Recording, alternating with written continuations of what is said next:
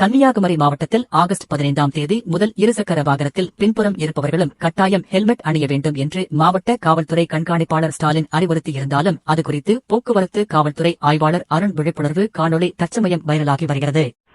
பொதுமக்களுக்கு காவல்துறையின் அன்பான வணக்கங்கள். இருசக்கர வாகனத்தை ஓட்டுபவர் மற்றும் பயணம் செய்பவர் 2 பேருமே தலைக்கவசம் அணியணும் சொல்லி நாங்கள் அறிவுறுத்தி இருந்தோம்.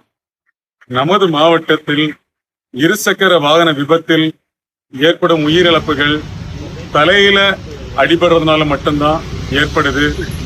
எனவே அதை குறைக்கணும், அதை தடுக்கணும் அப்படிங்கிற நல்ல எண்ணத்துல தான் அதை கோரியிருந்தோம். நாங்கள் மறுபடியும் சொல்றோம், அபராதம் விதிக்கணும் அப்படிங்கிறது எங்கள் நோக்கம் அல்ல. நீங்கள் சாலையில் பாதுகாப்பாக பயணம் செய்யணும் அப்படிங்கிறது தான் எங்கள் நோக்கம்.